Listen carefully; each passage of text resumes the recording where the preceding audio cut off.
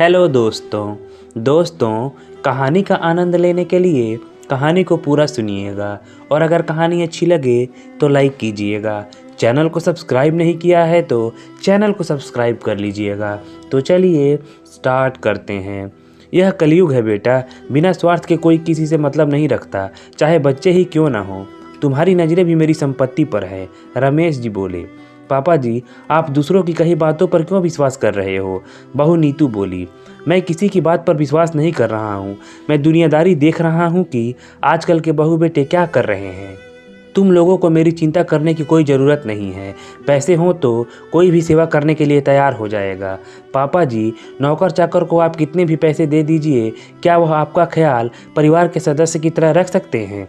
बेटा जी, मुंह मांगे पैसे मिलेंगे तो क्यों नहीं रखेंगे। नीलेश और नीतू ने चुप रहने में ही भलाई समझी और अपने कमरे में चले गए। रमेश जी कुर्सी पर ऐसे तन कर बैठे जैसे उन्होंने जग जीत लिया हो। रमेश जी एक ग्रेड के सरकारी अफसर पद पर थे।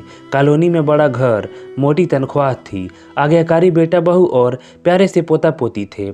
सब अच्छा चल रहा था, लेकिन ऐसा क्या हुआ कि वह इतना बदल गए? आइए जानते हैं। रोज शाम को रमेश जी और उनके दोस्तों की टोली पार्क में सैर करने जाते थे। साथ में हंसी मजाक और घर बाहर के किस्से कहानियां चलती रहती थी। सुरेश जी, आजकल आप चुपचाप से रहते हैं, बहुत दिनों से देख रहा हूँ, आपका ध्यान कहीं और ही रहता है। सुरेश जी को खामोश देखकर रमेश जी बोले। क्या बताऊं रमेश, जब से रिटायर हुआ हूँ बेटे बहू का हमारे प्रति व्यवहार बिल्कुल बदल गया है। जितनी पूंजी थी घर बनवाने में लगा दी, अब हाथ में एक पैसा भी नहीं है और जितनी पेंशन मिलती है उतनी मेरी और रमा की दवाइयों के लिए भी पूरी नहीं पड़ती है। बेटे से मदद की उम्मीद करो तो बहू उसे आंख दिखा देती है। मेरे घर का हाल भी कुछ ऐसा ही है। जिन बच्चों को हम अपने खून पसीनों से पालते हैं, बड़े होते ही वे हमें आंख दिखाने लगते हैं। विजय जी बोले। शुक्र है मेरे बेटे बहू ऐसे नहीं हैं। रमेश जी गर्व से बोले। क्यों होंगे? इतना बड़ा घर, ऊपर से मोटी तनख्वाह, तू दिल खोल कर उन पर खर्च भी तो करता है। तुझे कुछ बोलकर अपने पैरों पर कुल्हाड़ी थोड़े ही मारेंगे। नहीं, मेरे बच्चे ऐसे नहीं हैं। आजकल की औलाद ऐसी ही है। जिस दिन उनका मतलब पूरा हो जाएगा, हमें दूध में पड़ी मक्खी की तरह निकाल कर बाहर कर देंगे। रोज रोज सुरेश जी की बातें सुनकर और दूसरों को देखकर धीरे धीरे रमेश जी के मन में यह बात घर कर गई कि उनके बेटे बहू भी उनके घर और पैसे के लालच में ही उनसे अच्छा बर्ताव करते हैं। वो चिढ़े चिढ़े से रहने लगे। बात बात पर नीलेश और नीतू को कुछ ना कुछ बोल देते। ऐसे झगड़े अब रोज का हिस्सा बन गए थे। हालांकि नीलेश ने कभी रमेश जी से पैसे नहीं मांगे, ना ही उसे उनकी तनख्वाह से कोई मतलब था। वह अपनी सैलरी से ही घर चलाता था।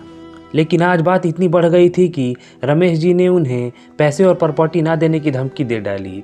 उन्हें लगा पैसे और प्रॉपर्टी की धमकी से वे दोनों उनसे दब कर रहेंगे। नीलेश ने कहा, ना मुझे आपके पैसे चाहिए ना प्रॉपर्टी, आप अपने घर और पैसों के साथ रहिए, हम यह घर छोड़कर जा रहे हैं। रोज रोज के झगड़ों से तंग आकर नीलेश बोला। रमेश जी को यह उम्मीद नहीं थी। वह नीलेश के घर छोड़ने की बात को सह न सके और उन्हें हार्ट अटैक आ गया। नीलेश और नीतू उन्हें अस्पताल ले गए। उन्हें मेजर हार्ट अटैक आया था। उनका ऑपरेशन करना पड़ा। कंप्लीट बेड रेस्ट की हिदायत देकर डॉक्टर ने घर जाने की इजाज़त दे दी। नीलेश और नीतू ने उनकी दिन रात सेवा की। रमेश जी के किए कटाक्ष तो जैसे वे भूल ही गए थे। रमेश जी सब देख रहे थे और अपनी कही बात पर पछता रहे थे। रमेश जी बोले। बहू बेटे, मुझसे बहुत बड़ी गलती हो गई। सुरेश जी और दूसरों की बातों में आकर मैंने अपने हंसते खेलते परिवार की खुशियाँ छीन ली। बहू, तुमने सच कहा था। जैसे देखभाल तुमने मेरी की है, वैसी तो मुंह मांगे पैसे देने पर भी कोई नहीं करता। पापा, हम जानते हैं आप बहुत अच्छे हैं, बस दूसरों की बातों में आकर आपने ऐसा किया है। लेकिन पापा, सब बेटे बहू एक जैसे नहीं होते। हमें कभी भी आपके पैसों और प्रॉपर्टी का लालच नहीं था। जानता हूँ बेटा, पर मन में डर बैठ गया था कि कहीं मुझे भी दूसरों की तरह बुढ़ापे में ठोकर ना खानी पड़े, इसलिए तुम्हें दबा कर रखना चाहता था। पापा जी, आप सब भूल जाइए। हाँ बहू, ऐसी बातों को मैं याद भी नहीं रखना चाहता और तुम दोनों से वादा करता हूँ कि अब दूसरों की बातों में आकर अपने परिवार की खुशियों पर ग्रहण नहीं लगने दूंगा। रमेश जी का मन बहुत हल्का हो गया था। इतने दिनों से मन में रखा बेटे बहू के प्रति कड़वाहट का बोझ उतर चुका था। आशा करता हूँ दोस्तों कहानी पसंद आई होगी। धन्यवाद।